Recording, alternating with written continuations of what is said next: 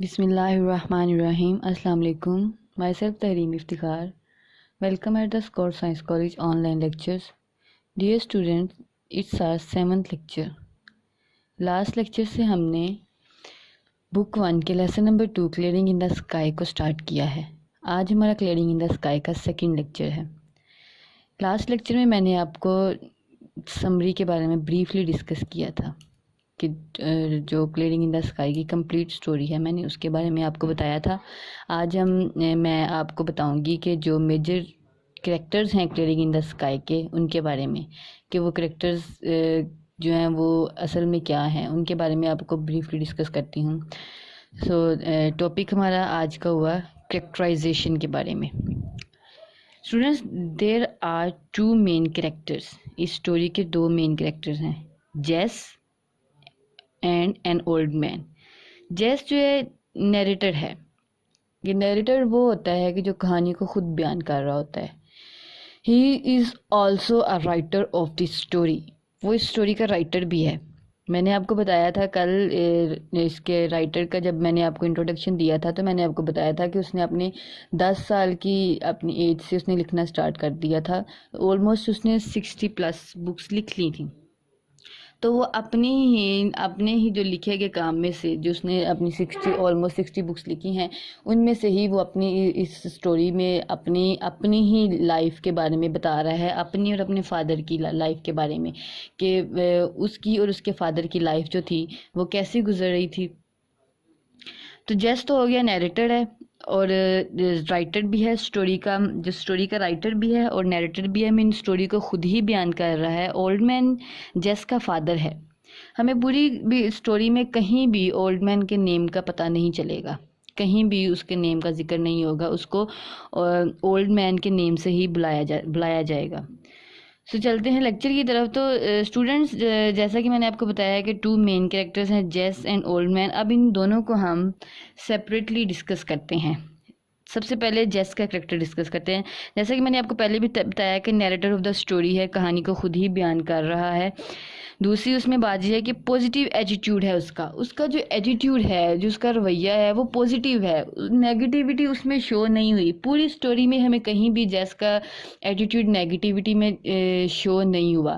First of all, जब वो थका हुआ आता है, गर्मी का 97 डिग्री का टेम्परेचर है, एक गर्म तरीन दिन में वो थका हुआ है, पहाड़ी इलाके की तरफ आता है, बिल्कुल ही पसीने से शराबूर है, फिर भी अपनी माँ के लिए वो एक गिफ्ट लेके आता है, यूटेंसिल्स का, बर्तनों का गिफ्ट लेके आता है। और जब वो इतनी गर्मी में थका हुआ घर आता है तो उसका बाप उसे कहता है कि तुम मेरे साथ चलो, अब मैं तुम्हें कुछ दिखाना चाहता हूँ। तो वो अपने बाप को इनकार नहीं करता, वो अपने बाप के साथ चल पड़ता है। यहाँ से शो होता है कि उसका जो एटीट्यूड है वो पॉजिटिव है, कि उसने अपने माँ बाप की वो कितनी इज्जत कर रहा है, कि उनको बिल्कुल भी इनकार नहीं कर रहा। थर्ड बात जो उसके करेक्टर में है, लविंग एंड ओबीडियंट। कि लविंग है और ओबीडियंट है। लविंग इस सूरत में है कि अपनी माँ के लिए गिफ्ट लेके आता है। ओबीडियंट इस सूरत में है कि जब उसका बाप उसको अपने साथ चलने को कहता है तो वो उसी वक्त अपने बाप की बात को मान लेता है, इनकार नहीं करता। हालांकि वो इनकार कर भी सकता था, क्योंकि वो ये भी तो कह सकता था ना कि मैं अभी तो आया हूँ, मैं अभी कहाँ जाऊँ, अभी तो इतनी गर्मी है बाहर, मैं नहीं जा सकता, ये वो कुछ भी बहाने कर सकता। जैसे आजकल की हमारी न्यू जनरेशन करती है कि अगर माँ बाप कोई भी काम कह दें तो वो, अगर आजकल जैसे रमज़ान चल रहा है तो रमज़ान में भी अगर हमें एक से दूसरा काम कह दिया जाए तो हम आगे से फ़ौरन जवाब दे देते हैं कि मैं नहीं, मेरा रोज़ा है, मैं नहीं करूँगा भाई, इतनी गर्मी है, ये वो। तो लेकिन जैस जो इतने हॉट डे के बावजूद, इतने ज़्यादा टेम्परेचर के बावजूद बाहर से थका हुआ आ रहा है, पसीने से शराबूर है, लेकिन फिर भी वो अपने बाप को इनकार नहीं कर रहा। इधर से पता चल रहा है कि लविंग एंड ओबीडियंट है। ये तो हो गया जेस का करेक्टर। आगे हम चलते हैं ओल्ड मैन के करेक्टर की तरफ। कि ओल्ड मैन जो कहानी का मेन पिलर है, मेन हीरो जो है, वो उसका करेक्टर किस किस्म का है?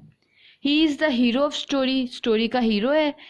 He is 70 years old. उसकी एज हमें उस वक्त पता चलती है जब वो अपने बेटे को बता रहा होता है कि बाइबल के अकॉर्डिंग 70 साल जो है वो इंसान की एवरेज एज होती है, और मेरी जो एज है वो 70 साल हो चुकी है। उस वक्त हमें उसकी एज का पता चलता है कि he is 70 years old.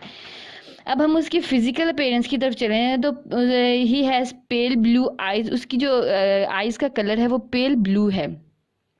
Wrinkled red face है, कि उसका जो फेस है, जो चेहरा है, वो सुर्ख जड़ियों ज़्यादा है। कि मीन वो जितनी उसकी एज हो चुकी थी, 70 ईयर्स का, वो 70 ईयर्स का हो चुका था, तो अपनी एज के अकॉर्डिंग उसका जो उसकी फिजिकल अपीयरेंस थी वो शो हुई है कि उसका जो चेहरा था वो जुड़ियों ज़्यादा होता है। ऑलमोस्ट जब इंसान बूढ़ा हो जाता है तो उसकी बॉडी पे जुड़ियाँ पड़ जाती हैं।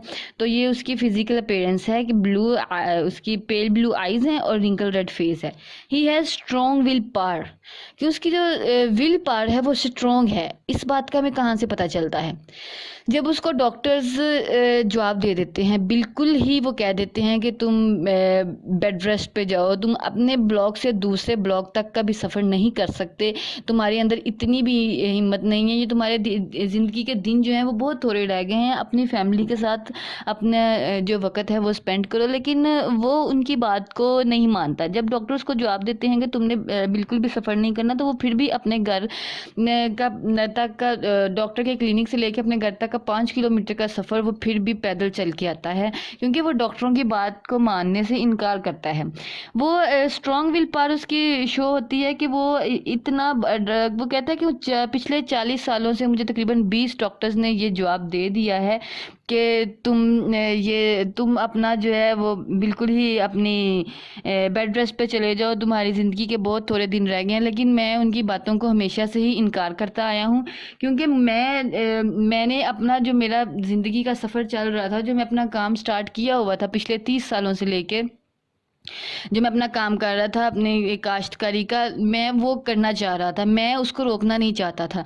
और उसने अपने उस काम को जारी रखा। जब वो क्योंकि जब इंसान बीमार होता है तो वो थोड़ा सा उसमें एक वो कहते हैं कि बिल्कुल ही ना इसके अंदर इतनी हिम्मत नहीं रहती कि वो ज़्यादा काम कर सके, ज़्यादा चल फिर सके। तो इसी तरह जब वो अपने उस क्लियरिंग इन द स्काई, जो उसने अपना वो लैंड का छोटा सा जो पैच था उसको साफ़ किया हुआ था, जब वो अपने उस अपनी ज़मीन पर जाने के लिए जब वो अपना रास्ता बनाता है, तो उसका जो रास्ता है वो बिल्कुल एक ढलवान ज़्यादा होता है, क्योंकि वो क्योंकि बीमारी की वजह से थोड़ा सा कमज़ोर हो जाता है। तो वो उस ढलवानी रास्ते से वो नहीं अपनी ज़मीन तक, अपनी जगह तक जा पहुँच सकता। तो उसने ना छोटे छोटे से रास्ते बना लिए होते हैं खुद से।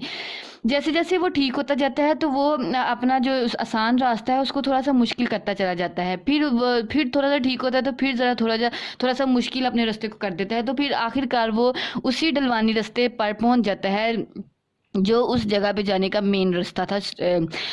तो इधर से हमें उसकी स्ट्रॉन्ग विल पावर का पता चलता है कि उसने हिम्मत नहीं हारी, क्योंकि वो एक ऐसा इंसान था। वो कहता था कि अगर मैं अभी से हिम्मत हार दूंगा, तो फिर अगर मैं अब डॉक्टरों की बातों पे अमल करना शुरू कर दूं, तो फिर तो मैं कुछ वो कहता था कि अगर मैं अपने डॉक्टर्स की अगर हदायत पे मैं अभी से अमल करने लग जाऊँ, तो फिर तो मेरी ज़िंदगी बिल्कुल भी नहीं है, मेरी ज़िंदगी बिल्कुल ही ख़त्म हो जाएगी। तो उसने अपने जो विल पावर थी उसको कमज़ोर नहीं होने दिया, बल्कि उसने और ज़्यादा मजबूत किया।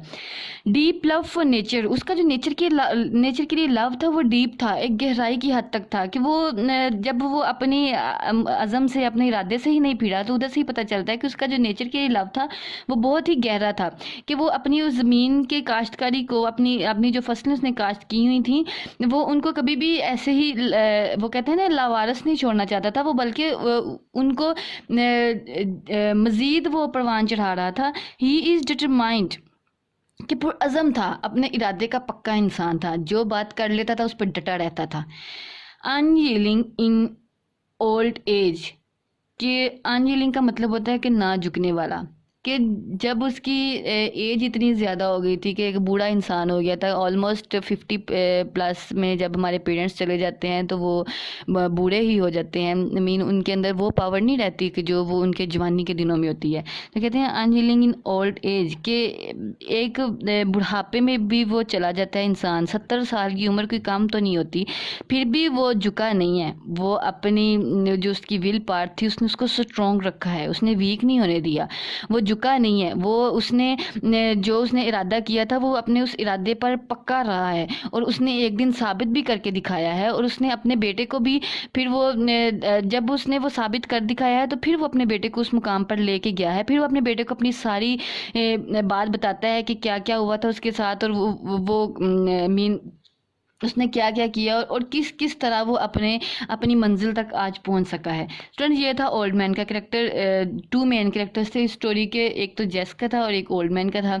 वो दोनों तो हमने डिस्कस कर लिए हैं। होप सो आपको आज का लेक्चर पसंद आया होगा। मैंने आपको समरी, लास्ट लेक्चर में समरी को हमने ब्रीफली डिस्कस किया था। आज हमने इसके मेजर कैरेक्टर्स को किया है। नेक्स्ट लेक्चर जो है हमारा होगा मेजर थीम्स के बारे में।